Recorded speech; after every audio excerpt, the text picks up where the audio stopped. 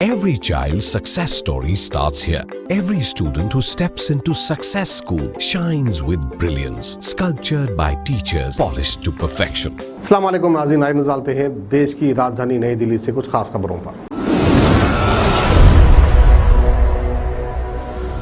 दिल्ली के गंगाराम हॉस्पिटल से बुरी खबर सामने आई है कि ऑक्सीजन की कमी होने की वजह से हॉस्पिटल में पिछले 24 घंटे में 25 पेशेंट्स की मौत हो गई है।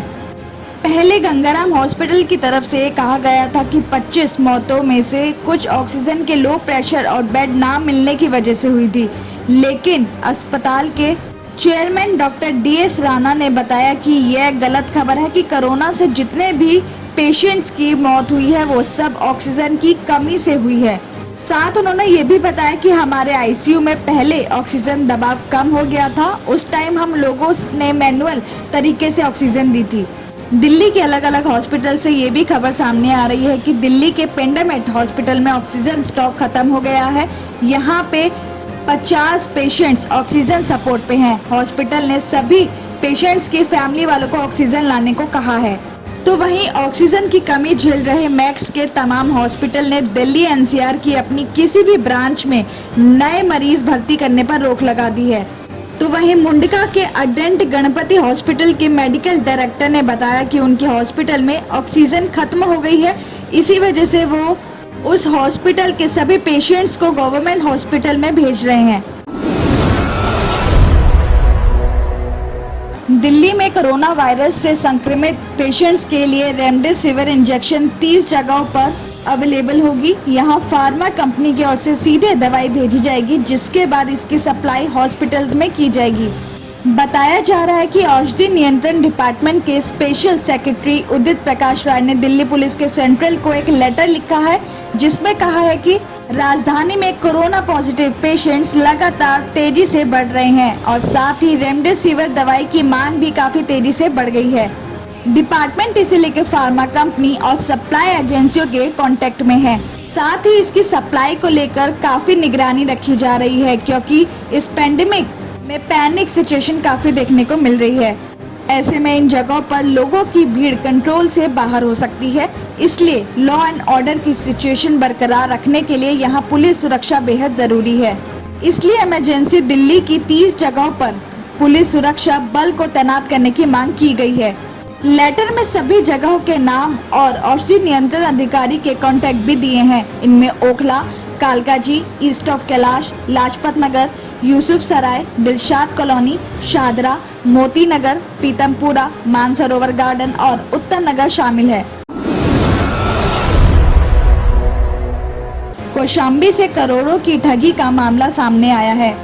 कौशाम्बी में फर्जी कॉल सेंटर खोलकर नौकरी के नाम पर करोड़ों की ठगी करने वाले गिरोह का खुलासा करते हुए साइबर सेल ने 2 आरोपियों को गिरफ्तार किया है।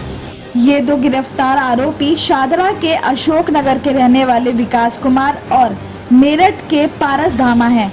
साइबर सेल के सुमित कुमार ने बताया कि आरोपी Quikr.com पर जॉब के लिए अप्लाई करने वाले लोगों का डेटा चोरी करते थे। इसके बाद उन्हें कॉल करके उनसे इंटरव्यू, ट्रेनिंग, इंश्योरेंस, कमीशन के अलावा ट्रेन और एयर टिकट के नाम पर अकाउंट में पैसे ट्रांसफर करवाते थे। ये आरोपी 2000 से लेकर 25,000 रुपए तक अकाउंट में डलवाते थे। करीब 5 साल से अब तक सैकड़ों लोगों से करोड़ों रुपए की ठगी कर चुके हैं। आरोपियों के पास से करीब 800 लोगों का डेटा मिला है। साथ ही 8 बैंक अकाउंट ट्रेस हुए हैं, जिन्हें सीज करा दिया गया है। पुलिस के मुताबिक आरोपी फोन करने के लिए फेक ID पर सिम खरीदते थे। कई लोगों को ठगी का शिकार बनाने के बाद वो सिम तोड़कर फेंक देते थे। गिरफ्तार दोनों आरोपियों के कब्जे से 10 मोबाइल, 1 लैपटॉप, आधार कार्ड, ATM कार्ड, 6 रजिस्टर और बैंक के 2 गारंटी लेटर मिले हैं। साथ ही ये भी बताया जा रहा है कि इसमें से एक आरोपी विकास को 2018 में नोएडा सेक्टर 20 में भी धोखाधड़ी के मामले में ही जेल जा चुके हैं। जेल से जमानत होने के बाद भी उसने ठगी का धंधा बरकरार रखा। पुलिस का कहना है कि 4 आरोपी अभी भी फरार हैं, जिनकी तलाश जारी है। गुरुग्राम से 10th के स्टूडेंट को मारपीट का मामला सामने आया है।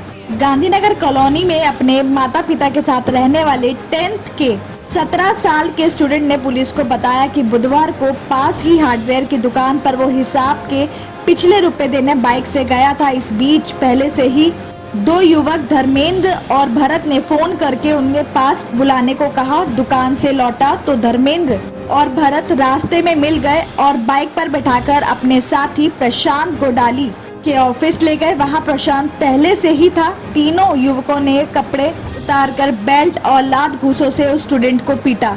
ऑफिस की छत पर काफी देर तक धूप में लिटा दिया। बाद में जान से मारने की धमकी देकर घर जाने दिया। घर जाने के बाद उस स्टूडेंट ने अपने घर वालों को इस बारे में बताया तो उसके घर वाले उसे थाना सेक्टर 10 लेकर पहुंच गए। तीनों आरोपियों के खिलाफ ये मामला दर्ज कर लिया गया है। बताया जा रहा है कि तीनों आरोपी उसी स्टूडेंट के स्कूल में पहले पढ़ा करते थे और गांधीनगर के घर में ऑफिस किराए पर लेकर एक कंपनी के लिए फाइनेंस का काम करते थे। तीनों आरोपियों को शक था कि वो स्टूडेंट उनकी बुराई करता था। बुधवार को उसे अकेला देखकर ऑफिस ले गए और उसके साथ मारपीट की। इतनी बड़ी कॉलोनी होने के बाद भी कोई बीच बचाव को नहीं आया।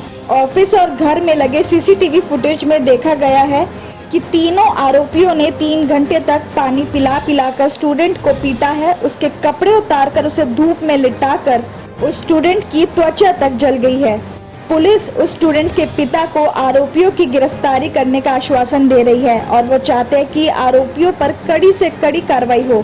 फिलहाल ऑफिस बंद करके तीनों आरोपी फरार हैं। तीनों आरोपी यूपी के अलग अलग इलाकों के रहने वाले बताए जा रहे हैं, लेकिन अभी तक पुलिस उनका पता नहीं लगा पाई है।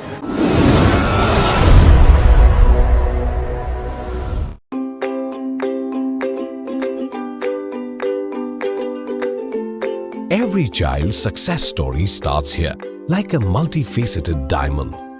Every student who steps into success school shines with brilliance, sculptured by teachers, polished to perfection.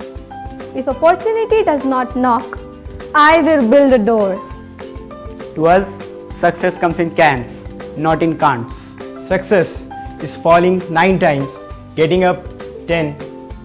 Some people dream of success, others put their heart and soul into working for it.